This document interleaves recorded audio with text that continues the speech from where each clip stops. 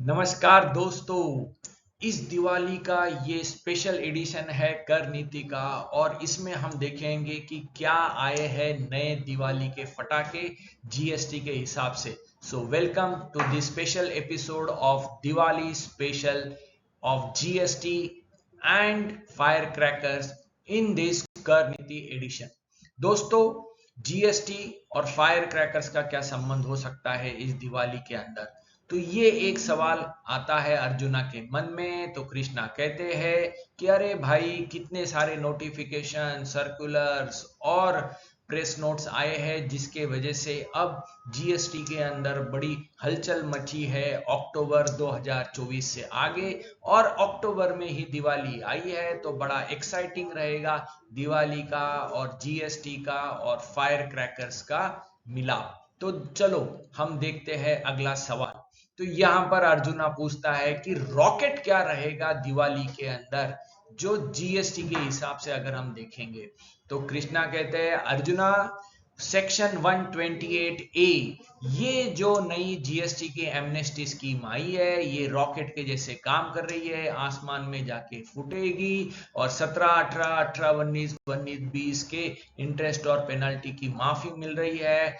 1 नवंबर 2024 से ये शुरू होगी, 31 मार्च 2025 तक इसको यूज करना है। तो ये एक अच्छा फटाका रॉकेट के रूप में आया है। अब देखते हैं नेक्स्ट है अर्जुना का सवाल कि जमीन चक्कर जैसा क्या रहेगा। तो दोस्तों, जमीन चक्कर गोल गोल घूमता है, बड़ा परेशान करता है। तो कृष्णा कहते हैं कि इनवॉइस मैनेजमेंट सिस्टम जो नया जीएसटी में आया है 14 अक्टूबर 2024 से आगे ये रहेगा।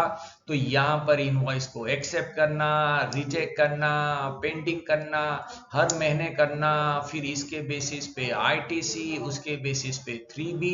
तो कई चक्कर आने वाले हैं टैक्स पेयर के पीछे इनवॉइस मैनेजमेंट सिस्टम के थ्रू। अगला क्वेश्चन आता है अर्जुना का कि फुलझड़ी क्या है।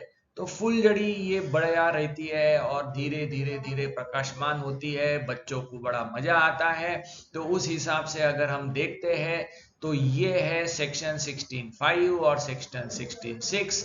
जैसे कि हमारा पुराना कोई आईटीसी रह गया था तो वो हमको क्लेम करना है 17, 18, 18, 19, 19, 20, 20, 21 तक का, नवंबर 21 तक, और उसकी एप्लीकेशन करनी है।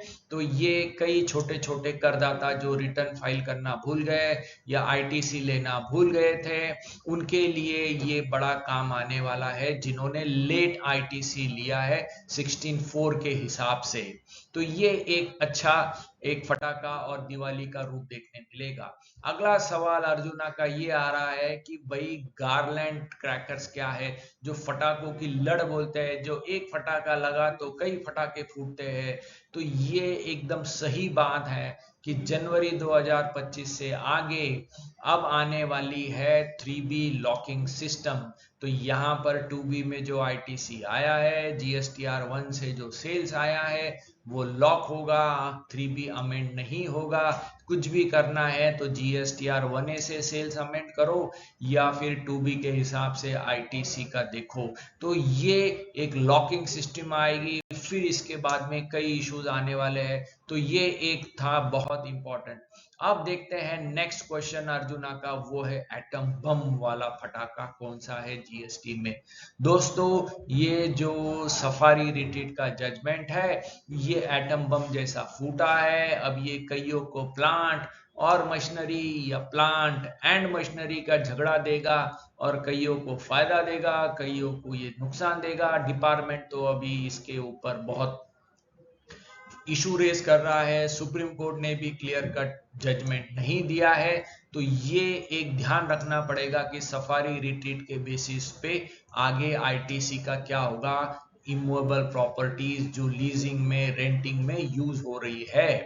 अब आते हैं सबसे लास्ट सवाल, और वो सवाल है कि छोटे छोटे चिटपुट बॉम्ब और लसुनी फटाके जिसको हम बोलते हैं पॉपअप्स, लवंगी फटाका, वो क्या रहेगा। तो कृष्णा बड़े हंसते खेलते जवाब देते हैं कि अरे ये तो रिवर्स चार्ज मैकेनिज्म की जैसी है, जो नए नए reverse charge mechanism property rental जो नॉन कमर्शियल अपने नॉन रेसिडेंशियल प्रॉपर्टी पे, फिर मेटल स्क्रैप के ऊपर, और ये बड़े तकलीफ देने वाले हैं करदाता को। जैसे लवंगी फटाके कभी भी फूटते हैं तो ये आरसीएम की लाइबिलिटीज कभी भी आ सकती है।